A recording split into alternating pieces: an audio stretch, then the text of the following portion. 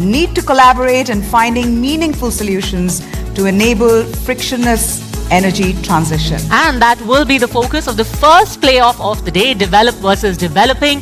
The green dilemma, how green is green really? Is it lip service or affirmative action? What's the role that the developed world can play to assist emerging economies in their journeys to growth with minimum carbon emissions?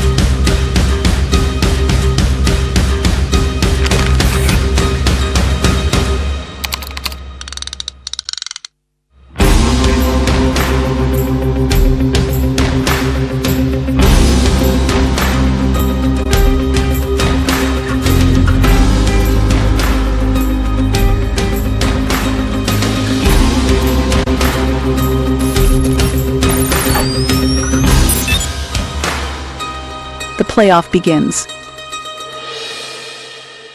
And let's get ready for the first playoff of the day. We have a stellar panel of speakers for this session. Let me invite upon stage Rahul Munjal, CMD Hero Future Energies, Vibha Dhawan, DG TERI, Professor Dr. Andreas Bett, Director Fraunhofer, IFC, Dr. Julian Hochscherf, ESG and Sustainability Manager, HEP Solar, and we have Peter Hartmann, Management Board Member, Pre-Zero.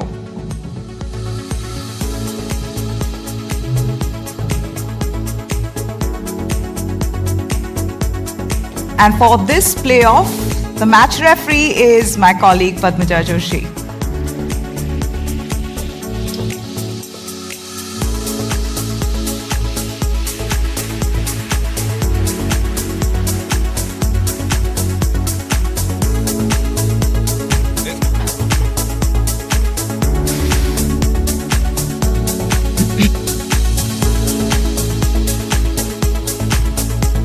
Hi, good morning.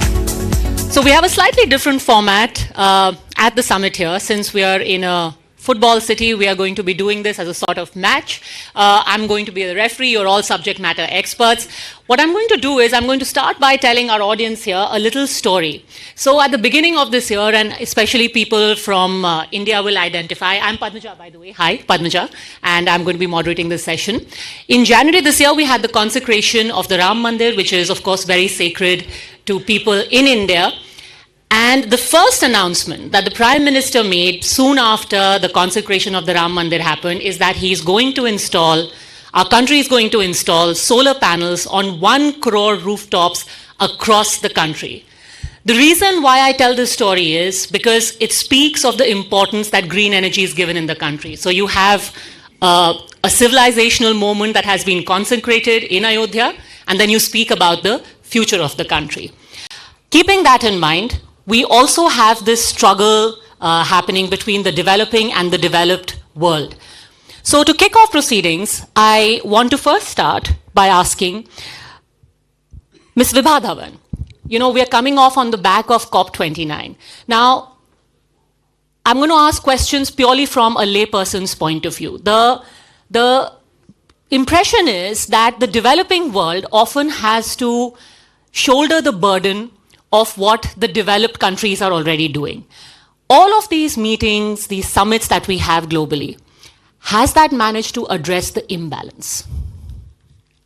Well, as we all know, COP meetings are held every year, and there are serious negotiations where the government's representatives are there and they discuss about what is climate change, how are we moving, and what needs to be done.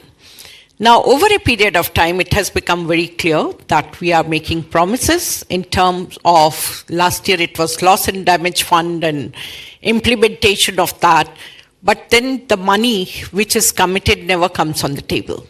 So it's very clear, but the message or why the COP still remains very important is that the developed part of the world has reached certain stage of development in terms of greening their procedures as well.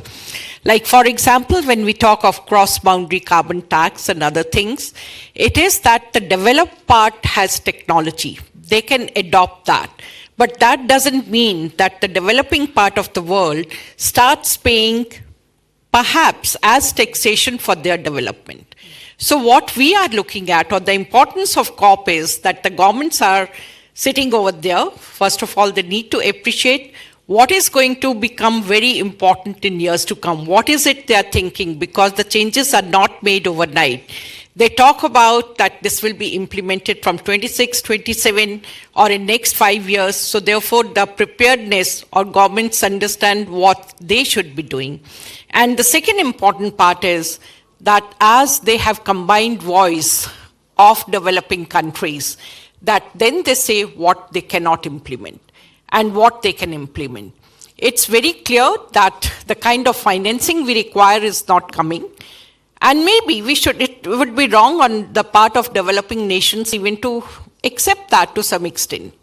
But what is more important is let at least there be flow of technology. It's very clear, like if I talk at the international level, I don't think so. There are critics which was 10 years back, that we all used to say, is climate change a real threat? But today we know, yes, it is a threat. And it's much the uglier than what IPC reports predicted. And therefore we have to act in that direction. Now the developed part of the world also has to realize that there is only one planet to live in. So let's not worry about IPRs. Let's not worry about, I developed the technology, so what I'm getting in return.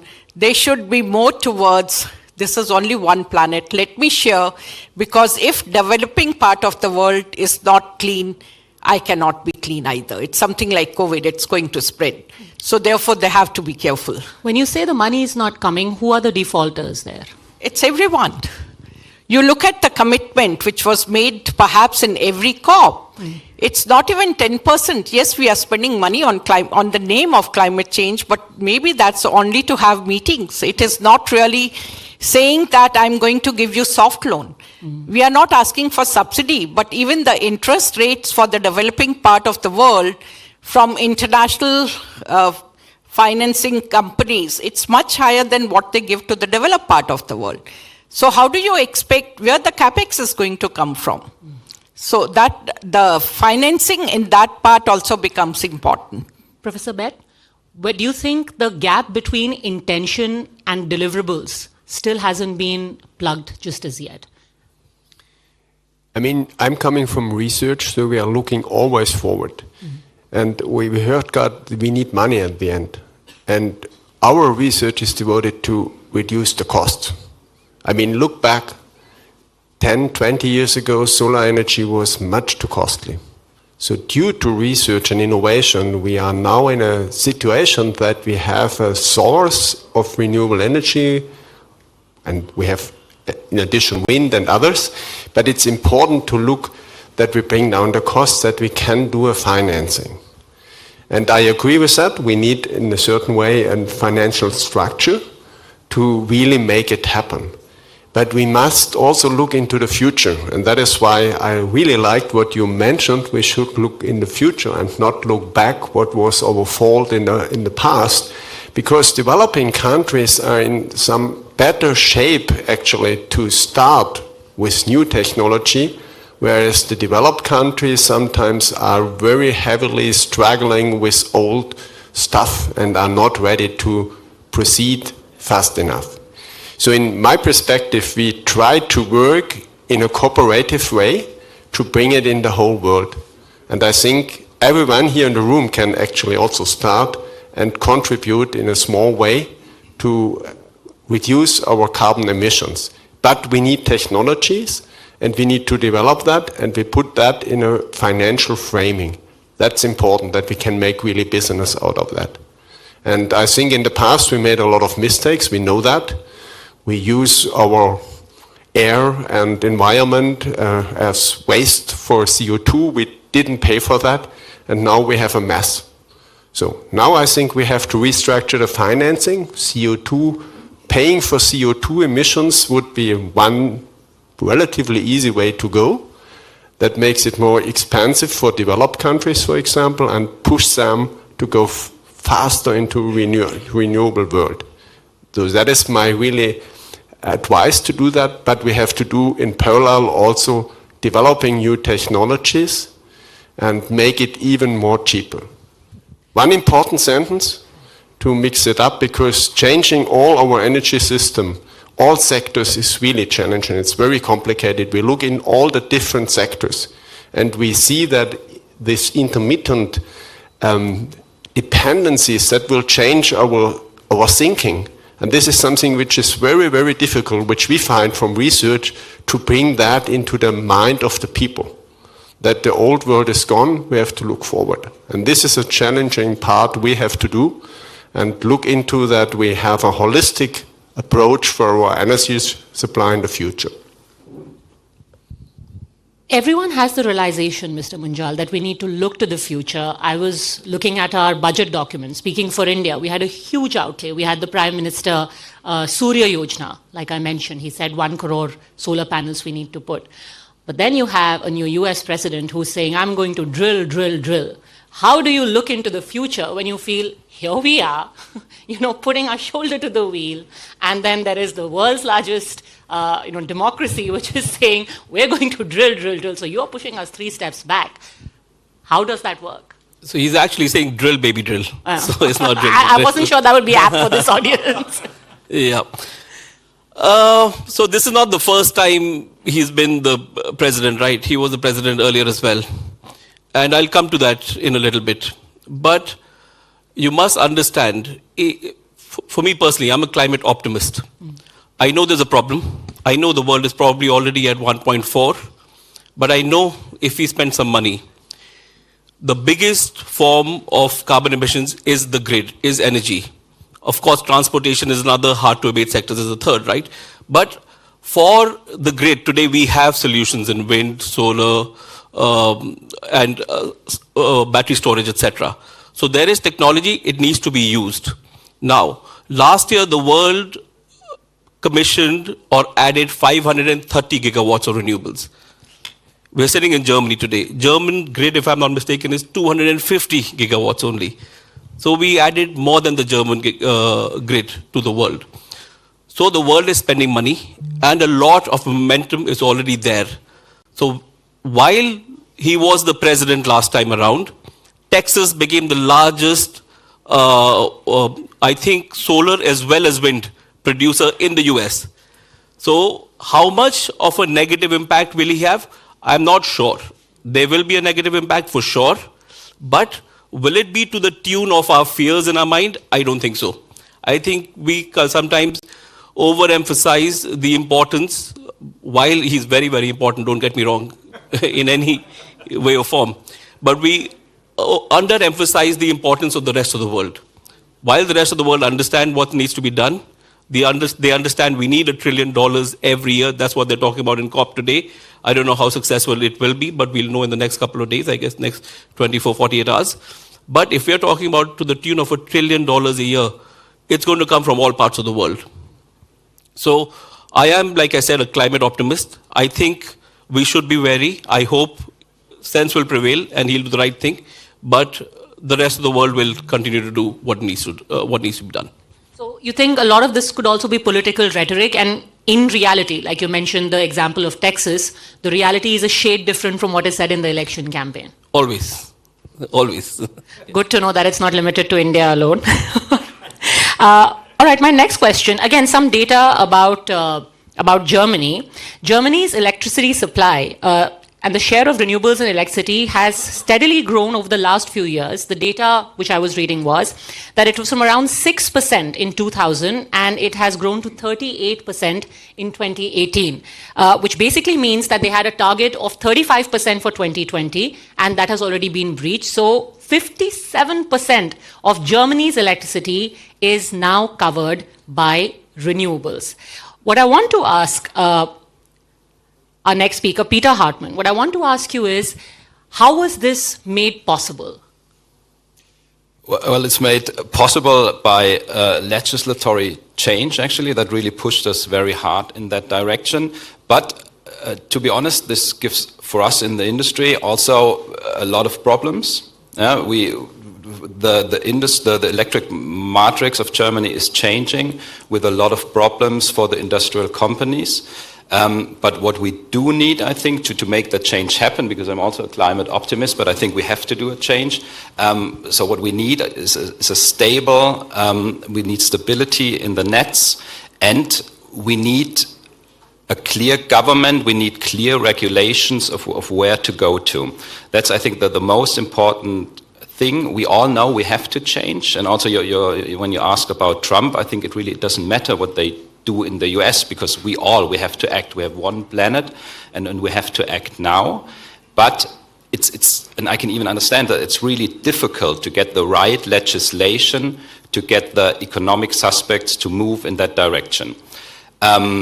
So yeah, to answer your question, it's a big step forward what we have achieved here, but still, to be honest, I think it's also a painful change that we are living right now in Germany, but there is no alternative in my point of view. Why do you call it a painful change?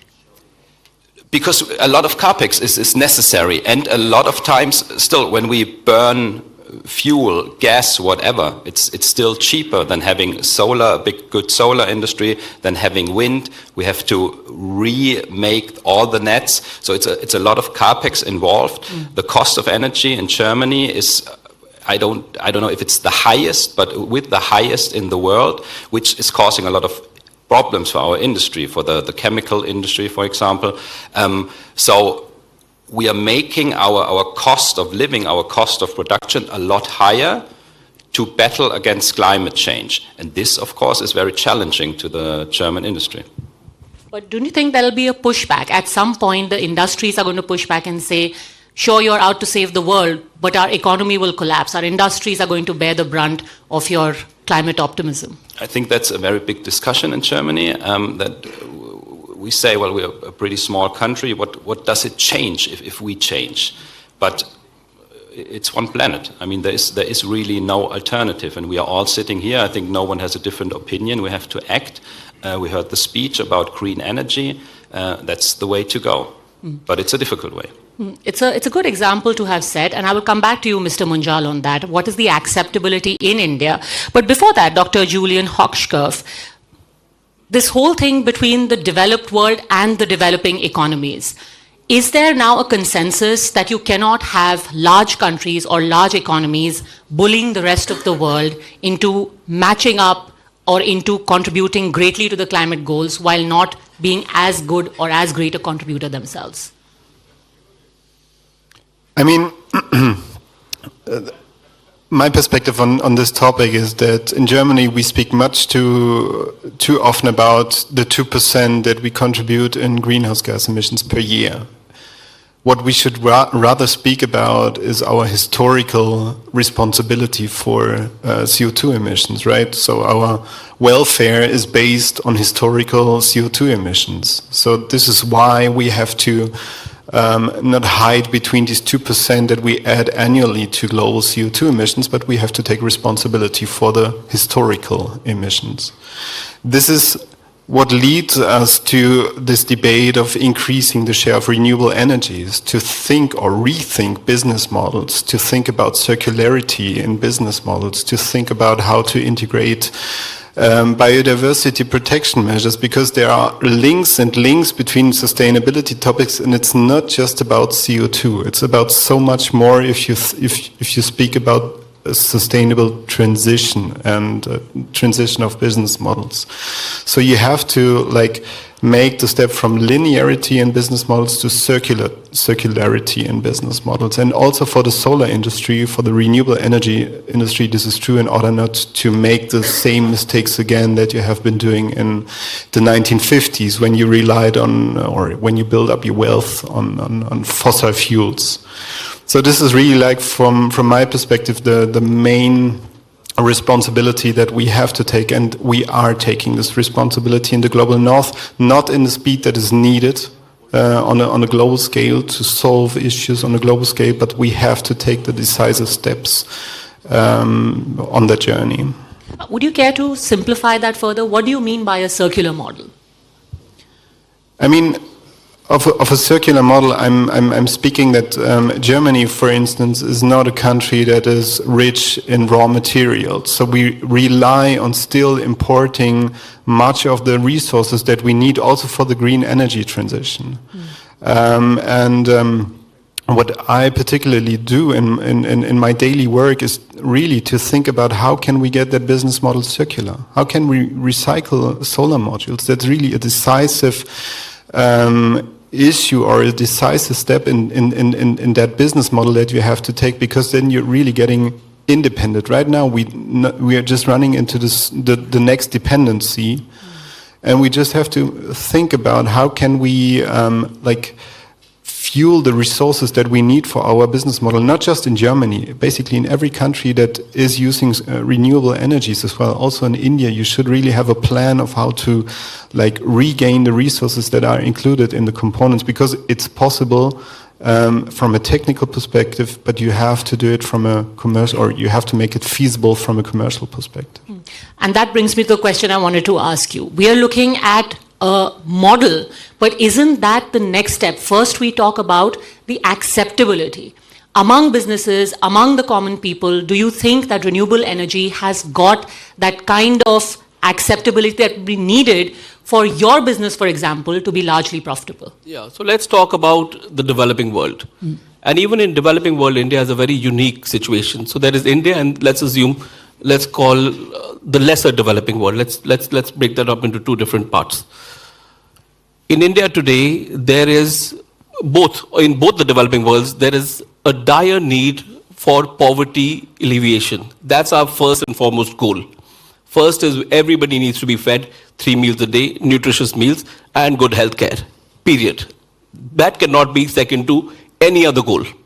So while that's the goal, India today is energy starved. Mind you, India has got a target of 500 gigawatts, 50 gigawatts a year. That's one of the largest targets in the world, third largest renewable energy target in the world. So it's not that India is not going to do its renewable energy bit. It is, but it needs more energy. That's why it's going to continue to build fossil fuel plants for another 3 or 4 years. I think 2030 or 2035, I'm not sure when we've drawn the line. But because we need energy, because our first goal is poverty alleviation. First goal is food, hunger alleviation. That's one. Then there are countries in sub-Saharan Africa, etc., for whom cost of renewables is still far greater than the cost of fossil fuel, because they have access to oil and gas, or they have access to thermal. So for them, it's a completely different question there. What do you do there? What is fair? Something that was said earlier.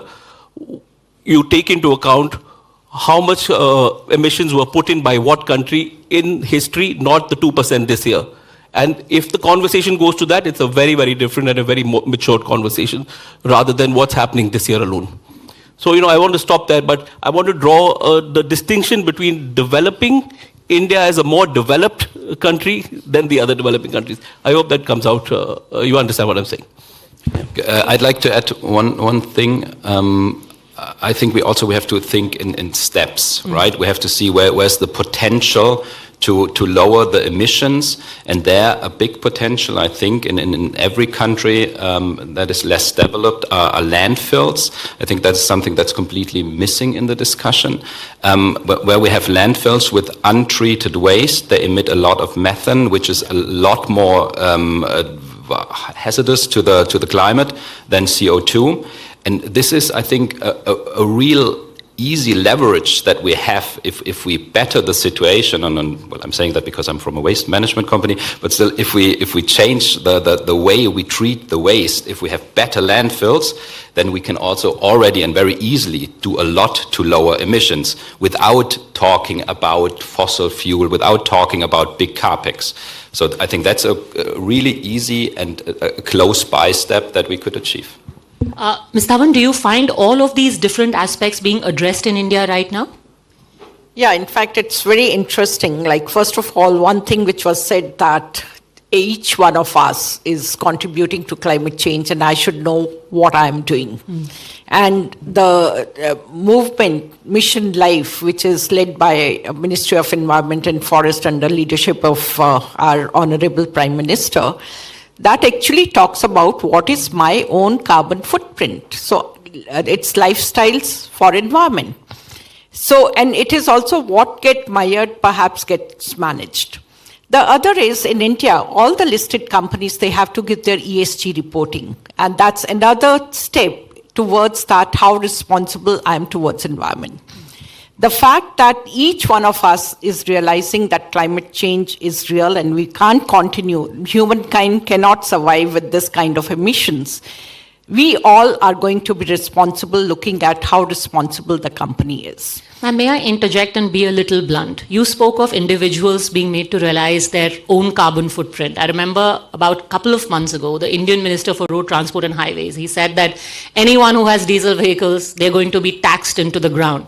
And there was such a huge outcry. Everyone said that you are ruining industry. You think that you can just bulldoze everyone. Is there really a realization? I mean, the mission is great, but individually, have people really? Yeah, no, you are absolutely right. And we also have to realize that India is a very, very price-sensitive market. And that also holds true with Bureau of Energy Efficiency when they talk about rating, 5-star rating for the best of the equipment. Now, if I have spent 40,000 rupees on buying an air conditioner and it's perhaps 3 grade or something, and they tell me that these are outdated and everyone has to shift to 5-star, I can't do it. And same holds true for diesel vehicles. When we brought the diesel vehicles, it wasn't that they have life of 10 years. So if you bring it in between, and again we are doing a mistake, we are not looking into how good the vehicle is. We are basically looking at the age of the vehicle, and we are not doing the life cycle analysis. How much of carbon footprint is there to manufacture a new vehicle? So we are missing on that. And we also have to see, do we have the alternatives available? Today you say electric. We don't have the electric infrastructure fully. Tomorrow it will be hybrid, and maybe 5 years down the line, we are only going to have hydrogen. Who knows the way hydrogen develops? So therefore, it is also like, for countries like India, we have to make that transition little slow. The other thing which is very important for India is, like, if I look into your and my carbon footprint, perhaps we'll be as good or as bad as Europeans and Americans. It's only our average goes down because energy excess to many in the rural was not there. In many cases, it's still not getting mired because they're using firewood. So our carbon footprint, and let's realize as the economic status improves, you first invest on energy. And therefore, it's going to go up dramatically, it's going to go up. What we need to do that, it's a challenge, but I see more as an opportunity. Let's look at India. We had no fossil fuel. And being an energy-starved country, our development was comparatively slow. Every drop of fossil fuel was to be imported.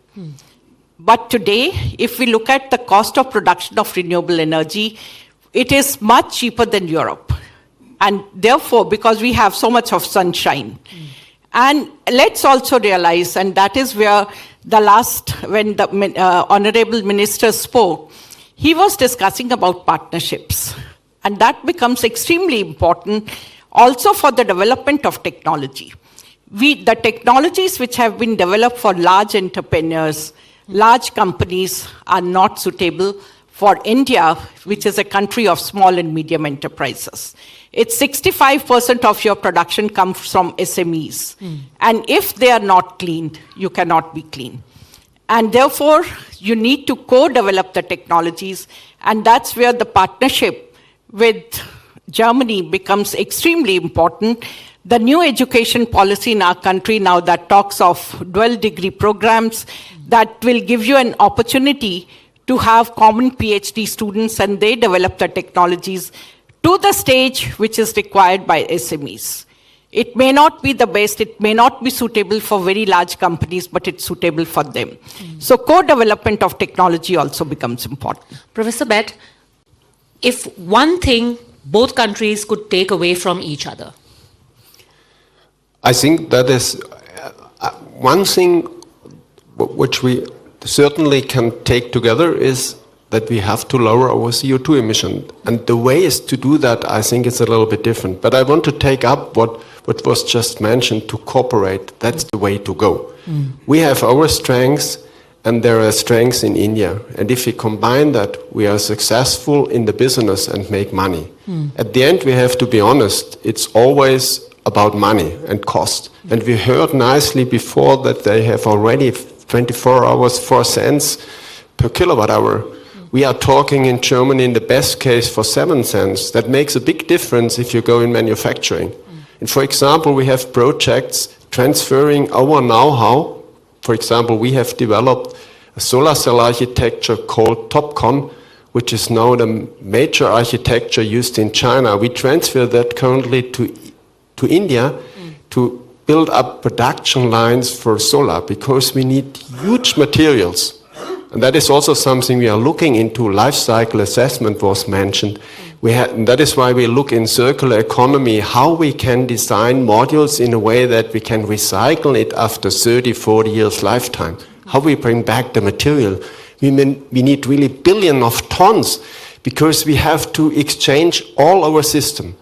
And in a certain point, we will be limited by copper, because we go to more electricity. We know that already, and we are looking for substitute that and make better technologies.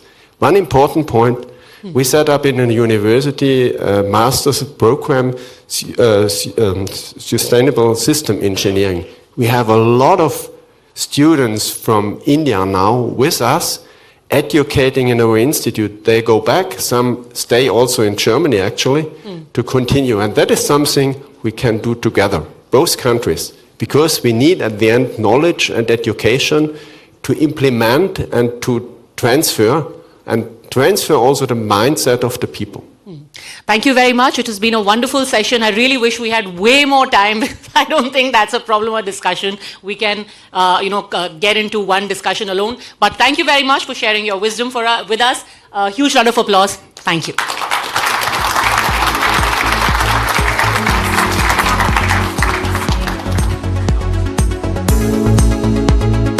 Panelists to be here, and we want Mr. Reuven Kasper and Mr. B.C. Tripathi to come and give them a token of our appreciation. Thank you.